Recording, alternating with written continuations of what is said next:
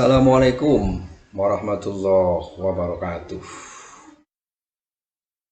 Selamat pagi dan kita jumpa lagi lewat video untuk pendidikan karakter. Tetapi hari ini saya akan memberikan dan mencoba untuk memberikan pendidikan karakter di pendidikan sekolah dasar. Di antaranya adalah di sini ada 7 strategi menanamkan nilai-nilai pendidikan karakter. Caranya adalah, tapi sebelum mengenai 7 strategi penanaman nilai-nilai pendidikan karakter di kelas, maka kita harus memberikan inovasi ke depan mengenai yang pertama adalah pengertian pendidikan karakter, yang kedua adalah fungsi pendidikan karakter, dan yang ketiga adalah tujuan pendidikan karakter, dan yang keempat merupakan 7 strategi menanamkan nilai-nilai pendidikan karakter. Kita coba daripada pengertian pendidikan karakter. Pengertian pendidikan karakter adalah suatu usaha manusia secara sadar dan terencana untuk mendidik dan memberdayakan potensi peserta didik guna membangun karakter pribadinya sehingga dapat menjadi individu yang bermanfaat bagi diri sendiri dan lingkungannya. Pendidikan karakter adalah suatu sistem pendidikan yang bertujuan untuk menanamkan nilai-nilai karakter tertentu kepada peserta didik yang di dalamnya terdapat komponen pengetahuan, kesadaran, atau kemauan, serta tindakan untuk melakukan nilai-nilai tersebut. Pengertian pendidikan karakter menurut para ahli.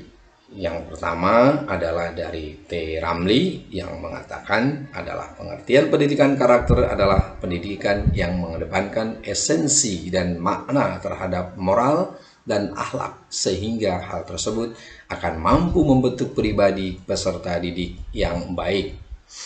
Yang kedua adalah menurut Thomas Lincoln, yaitu menurut Thomas Lincoln, pengertian pendidikan karakter adalah suatu usaha yang disengaja untuk membantu seseorang sehingga ia dapat memahami, memperhatikan, dan melakukan nilai-nilai etika yang inti. Yang ketiga adalah menurut John W. Santrock. Menurut John W. Santrock, character education adalah pendidikan yang dilakukan dengan pendekatan lain kepada peserta didik untuk menekan nilai moral dan memberikan murid mengenai pengertian moral dalam upaya mencegah yang dilarang. Yang berikutnya adalah mengenai fungsi pendidikan karakter. Adapun beberapa fungsi pendidikan karakter adalah sebagai berikut. Yang pertama adalah untuk mengembangkan potensi dasar dalam diri manusia sehingga menjadi individu yang berpikiran baik, berhati baik, dan berperilaku baik. Dan yang kedua adalah untuk membangun dan memperkuat perilaku masyarakat yang multikultural. Yang ketiga adalah untuk membangun dan meningkatkan peradaban bangsa yang produktif dalam hubungan internasional. Dan tujuan pendidikan karakter adalah pada dasarnya tujuan utama pendidikan karakter adalah untuk membangun bangsa yang tangguh, di mana masyarakatnya berakhlak mulia, bermoral, bertoleransi, dan bergotong royong.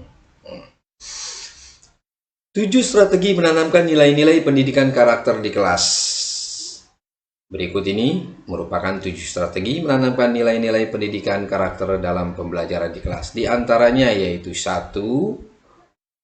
Memberikan contoh yang baik untuk siswa. Bagaimana mencontohkan lebih baik untuk siswa? Antara selain memberikan materi akademik, siswa harus mendapatkan contoh berperilaku yang baik. Guru merupakan orang tua siswa di sekolah dapat berperilaku atau bertindak yang baik guna memberikan contoh yang baik untuk siswanya. Dari contoh tersebutlah murid dapat belajar dan mengikuti perilaku positif dari guru. Yang kedua adalah memberikan apresiasi.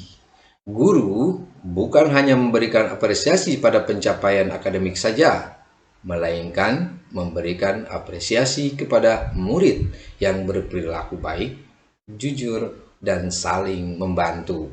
Misalnya, mengapresiasi nilai murid yang masih di bawah rata-rata, dan yang berikutnya adalah memberikan nasihat kepada siswa yang menyontek. Hal tersebut menjadi salah satu cara yang dapat dilakukan untuk menanamkan pendidikan karakter di kelas. Dan yang ketiga adalah mengerjakan nilai moral pada setiap pelajaran. Tetapi bagaimana dengan nilai moral? Untuk itu, ada baiknya dalam setiap pelajaran, guru juga menanamkan nilai moral yang bisa dijadikan bahan pelajaran hidup. Misalnya, saat mengajar matematika, guru tidak hanya sekedar memberikan rumus dan cara mengerjakan kepada siswa, tetapi juga bisa mengajarkan nilai kehidupan seperti dengan mengerjakan soal matematika. Kita bisa belajar untuk bersabar dan berusaha untuk memecahkan suatu masalah dengan mengasah logika berpikir. Dengan begitu, nantinya ketika siswa menghadapi suatu masalah dalam hidupnya, dia bisa berpikir optimis bahwa setiap masalah ada jalan keluarnya selama berusaha. Dan yang keempat adalah bersikap jujur dan terbuka kepada kesalahan. Untuk memberikan contoh yang baik, guru sebaiknya mau mengakui kesalahan yang dibuat sekecil apapun itu, sehingga hal itu akan teringat dalam diri siswa untuk bersikap yang sama ketika melakukan kesalahan meski tidak disengaja. Mungkin terkadang ada rasa gengsi, tetapi tetap harus dilakukan karena itu bisa menjadi pelajaran yang baik pada siswa bahwa kesalahan manusia kita harus berani jujur sama diri sendiri dan mengakui kesalahan yang telah diperbuat. Dari situlah para siswa bisa belajar bagaimana cara untuk memperbaiki kesalahan dan berani bertanggung jawab atas kesalahan yang diperbuatnya. Dan yang kelima adalah mengajarkan sopan santun. Hal yang sering luput diajarkan di sekolah adalah bagaimana cara bersikap sopan santun. Mungkin terdengar sederhana, tetapi ini merupakan hal penting yang layak diajarkan kepada siswa untuk menjaga sikap dan mengetahui mana yang benar dan mana yang salah.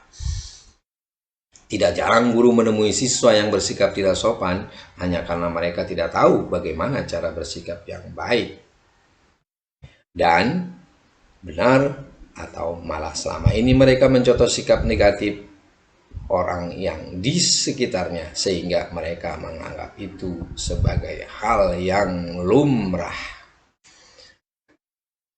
Ada baiknya ketika pada siswa bersikap kurang baik atau kurang sopan, guru berperan untuk mengoreksi sikap tersebut.